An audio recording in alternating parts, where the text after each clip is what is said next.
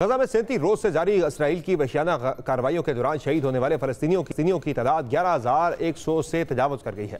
فلسطینی وزارت صحت کے مطابق اب تک غاصب فوج نے 1130 سے زائد قتل عام کیے ہیں۔ شہید افراد میں 8,000 سے زائد بچے اور خواتین شامل ہیں، جبکہ زخمیوں کی تعداد 28,000 سے زائد بتائی جا رہی ہے۔ اب اسرائیلی دہشت گردی اتنی تہوں کو پہنچ گئی ہے کہ اس نے غزہ میں موجود اسپتالوں کا محاصرہ کر لیا ہے اور غزہ کے سب سے بڑے اسپتال الشفا اور القدس پر ٹینکوں، میزائلوں اور سنائپرز بندوقوں سے حملہ آور ہو گیا ہے۔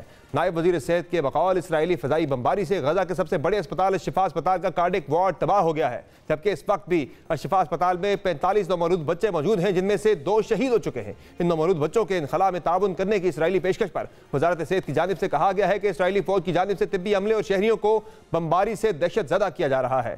طبی امدادی گروپ ڈاکٹرز وداؤٹ بارڈرز نے خبردار کیا ہے کہ اگر فوری طور پر جنگ بندی نہیں کی گئی اور اس خون ریزی کو نہیں روکا گیا تو یہ اسپتال مردہ خانہ بن جائے گا۔ اسپتال کے اندر موجود ڈاکٹرز وداؤٹ بارڈرز کے سرجن محمد عبید نے کہا کہ تقریباً 600 مریضوں، 37 سے 40 بچوں اور آپریشن کے بعد انتہائی نگہداشت کے 17 افراد کے لیے پانی اور بجلی یا خوراک دستیاب نہیں ہے۔ دوسری جانب اسرائیلی مطالب کے خلاف دنیا بھر میں ہونے والے مظاہروں کا سلسلہ بھی جاری ہے اور بڑا تیز ہوتا جا رہا ہے۔ گزشتہ روز لندن میں 3 لاکھ سے زائد افراد نے فلسطین کے حق میں تاریخی مظاہرہ کیا۔ تمام انسانی حقوق کی پامالیوں پر دنیا بھر سے اٹھنے والی آوازوں اور عالمی رہنماؤں کی اپیلوں کو اسرائیل کسی خاطر میں نہیں لا رہا، جس کی بڑی وجہ خود مسلم دنیا کو وہ جارحانہ اور یکسو موقف نہیں ہے جو اسرائیل کو کسی طرح جارحیت روکنے پر مجبور کر سکے۔ گزشتہ روز بھی اس متعلق OIC اور عرب لیگ کی ہونے والی بڑی بیٹھک میں بڑی باتیں تو کی گئی، لیکن بطور حتمی اقدام کوئی اتفاق نہیں ہو پایا۔ گزشتہ روز ریاض میں ہونے والے اجلاس میں اسرائیلی جارحیت کی مذمت کی گئی، مسئلے کے فوری حل اور انسانی بحران ختم کرنے پر زور دیا گیا، تاہم اسرائیل کے خلاف کسی قسم کی معاشی یا سیاسی کارروائی کے حوالے سے فیصلے سے گریز کیا گیا۔ AFP کے مطابق سعودی ولی عہد محمد بن سلمان کی زیر سربراہی منعقدہ عرب لیگ اور اسلامی تعاون تنظیم کے مشترکہ اجلاس میں تمام رہنما اسرائیلی کارروائیوں کے خلاف کسی بھی قسم کے رد عمل کے حوالے سے کوئی فیصلہ کرنے میں ناکام رہے اور خطے کے اہم ممالک کے درمیان تقسیم کا عنصر غالب رہا۔ اجلاس میں اسرائیل کے خلاف 5 اقدامات کی تجاویز پیش کی گئی، جن کی 4 ممالک نے مخالفت کی۔ ایران کی طرف سے پیش کی جانے والی سخت ترین تجویز، جس میں تمام رکن ممالک سے اسرائیلی فوج کو دہشت گرد قرار دینے کے لیے کہا گیا تھا، جبکہ شام کے بشار الاسد کی طرف سے پیش کی جانے والی تجویز، جس میں اسرائیل کے ساتھ سفارتی تعلقات منقطع کرنے کا مشورہ دیا گیا تھا، ان میں شامل تھیں لبنان اور الجزائر نے عرب لیگ میں اسرائیل کو تیل کی فراہمی روکنے کی تجویز دی تھی، جس کی متحدہ عرب امارات اور بحرین نے مخالفت کی تھی۔ اس تمام تر صورتحال پر بات کریں گے۔ ہمیں جوائن کیا ہے فلسطینی صحافی ہیں جو کہ اسلام آباد میں یہاں کام کرتے ہیں، جلال محمود صاحب۔ ان کا تعلق بھی غزہ سے ہے اور غزہ کے شہر خان کا تعلق ہے، جہاں آج کل کارروائیاں ہو رہی ہیں کافی زیادہ اسرائیلی فوج کی جانب سے، اور زیادہ پناہ گزین بھی آج کل خان یونس کے شہر میں ہی جو ہے وہ وہاں نقل مکانی کر رہے ہیں۔ جلال محمود صاحب بہت شکریہ، آپ نے پروگرام میں قیمتی وقت دیا۔ سب سے پہلے تو ہماری ہمدردیاں ہیں بہت زیادہ اس وقت جو بھی ہمارے بہن بھائیوں کے ساتھ ظلم و ستم ہو رہا ہے غزہ کے اندر۔ یہ بتائیں سر کہ کل اجلاس ہوا، میں سب سے پہلے اجلاس سے شروع کرتا ہوں، صورتحال پہ بعد میں ہم بات کرتے ہیں۔ عرب لیگ کا اجلاس ہوا، OIC کا اجلاس ہوا، آپ سمجھتے ہیں کہ کسی ٹھوس حل کی طرف یا کسی ٹھوس ایک سولوشن انہوں نے کوئی پرپوز کیا ہو یا اس مسئلے کے حل کی طرف یہ اجلاس جو ہے آپ کے لیے مددگار یا معاون ثابت ہوئے ہوں؟ جی بسم اللہ الرحمن الرحیم، بہت بہت شکریہ جناب، آپ نے ہمیں اپنے پروگرام میں مدعو کیا۔ اس طرح کے اجلاسیں ہم تو سالوں سال سے دیکھ رہے ہیں، 75 سال سے یہ عرب لیگ کے اجلاس ہم دیکھ رہے ہیں۔ OIC جب سے بنی ہی فلسطین کے معاملے پر ہی تھی تو OIC کا بھی اجلاس بہ اجلاس ہے۔ ہمیں غزہ کے عوام کو کیا فائدہ ہوا؟ آج تک زیرو، کچھ نہیں ہے۔ اس لیے کہ آج میں آپ کے سامنے آپ کے اس معزز چینل میں فلسطینی کے عوام کے جو غزہ کے ہیں، میں ان کے ترجمانی کرنے کے لیے آیا ہوں، بحیثیت صحافی، بحیثیت غزہ کا خان یونس کا۔ OIC کی طرف سے ہمیں کوئی امید نہیں ہے۔ ہمیں OIC پہلے سے میں بتا چکا ہوں، آپ بھلے بے شک کسی اور جن چینلز پہ پاکستان کی چینلز اجلاس سے پہلے ہی آپ نے کہا تھا کہ آپ کو امید نہیں ہے۔ بالکل، میں آپ دوسرے چینلز کو آپ دیکھیں، میرے پروگرام میں جو کہا وہی ہوا۔ مذمتی آئیں گے، قراردادیں آئیں گے، یہ سب حاضری لگا رہے ہیں اپنی، کچھ بھی نہیں ہے۔ یہ OIC یہ 10واں 20واں دفعہ میں کہہ رہا ہوں کہ OIC کا کوئی فائدہ ہے ہی نہیں ہے، اس کو تحلیل کرے تو بہتر ہے۔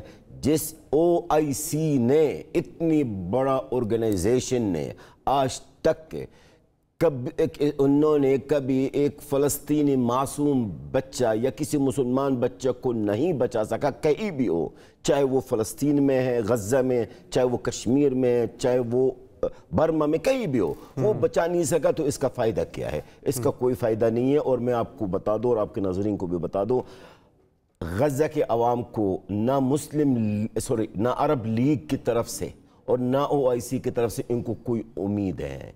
बिल्कुल हमारा उम्मीद ज़ीरो है, मज़म्मत होंगे और कुछ नहीं होगा। अब सर सूरत हाल क्या है? और सूरत हाल अगर हम आपको जहन्नुम बता दूं, गज़ा इस वक्त जहन्नुम है, तो शायद मेरा ये लफ्ज़ कम है। जहन्नम से भी बदतर है इस वक्त। क़यामत सुग़रा का लफ्ज़ भी मेरे ख्याल कम पड़ गया। सूरत हाल क्या है? सूरत हाल 12,000 आग और खून है हर तरफ, 12,000 से ऊपर शहीद है। अच्छा, आपने जो फरमाया है शहीदों का जो तादाद आपने बताई, आपने सही बताई है, 12,000 के करीब है। इसके अलावा और भी लोग जो बेचारे पेशेंट, लापता है, अभी तक पता ही नहीं उनका। सर नहीं, मैं वो भी बता दूं ना आपको, जो पेशेंट से जो बीमार लोग थे, किडनी कैंसर के जो पेशेंट थे, इलाज ना होने की वजह से वो भी बेचारे इंतकाल हो गए। अच्छा, दूसरी बात, इस वक्त ये आप समझ लें कि जो मलबा के नीचे, तो ना मुझे पता ना किसी को पता कि मलबा के नीचे लोग कितने हैं। सर भूखे हैं लोग, प्यासे हैं, पानी तक नहीं है, कुछ भी नहीं है, बिजली नहीं है, दवाई नहीं है, कुछ भी नहीं है। आप OIC की बात कर रहे हैं, OIC और अरब लीग गज़ा तक पानी पहुंचाने में नाकाम हुए हैं सर। वो पानी तक नहीं पहुंचा सकते। सही, जंगबंदी कहां से कर सकेंगे? मेरी जो बात पहले दिन से, जब से ये जंग शुरू हुई है, उससे पहले जो जंग है, मेरा जो राय है OIC के बारे में और अरब लीग के बारे में वही है, और वही साबित हो रहा आपके नजरीन और दुनिया के सामने। अब आपकी सर राय क्या है? क्या होना चाहिए आगे? किस तरह से आगे बढ़ना चाहिए? ज़ाहिर जंगबंदी तो रुकवाना सबसे पहला हल इसका होना चाहिए, और वो रुक नहीं रही। जंग भी नहीं, जंग दो फरीकैन के दरमियान होती है, ये तो सीधा सीधा हमला है मासूम लोगों के ऊपर। सर बड़ा अच्छा सवाल किया आपने। हम इसराइल को 75 साल से जानते हैं।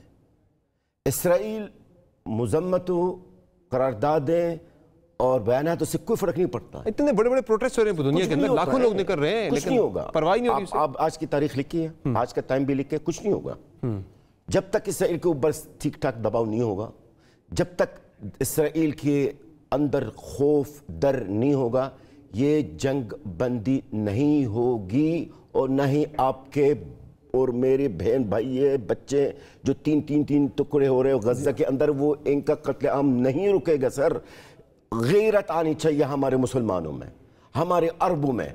तो यकीन करें, ठीक, इसराइल और इनकी फौजी इतना बुज़दिल हैं, लेकिन कोई सामने आ नहीं रहा इनको रोकने के लिए। कोई पैगाम आप हमारे प्लेटफॉर्म से देना चाहें? सिर्फ पैगाम दो है मेरे, अगर आप इजाज़त दे तो। एक तो सबसे पहला पैगाम है कि मौलाना ताहिर अशरफी साहब के लिए, अच्छा, जो हमारे लिए काबिल एहतराम शख्सियत है, मैं इनसे ये गुजारिश करना चाहता हूँ कि ताहिर अशरफी साहब मेहरबानी फरमा के जब भी कोई भी आपसे गज़ा के बारे में पूछे, तो आप सऊदी अरब के बारे में ज़्यादा आप ना बोलिए।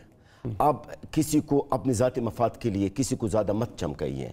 मोहम्मद बिन सलमान को आप ये पेश कर रहे हैं कि जैसा कोई सलाहुद्दीन अय्यूबी है, या कोई अर्तुगरुल है, या कोई बड़ा चैंपियन इस्लाम का। ये बात आपकी बिल्कुल ठीक नहीं है और गलत है। हमें बता अच्छी तरह कि मोहम्मद बिन सलमान। बाकी कोई पैगाम?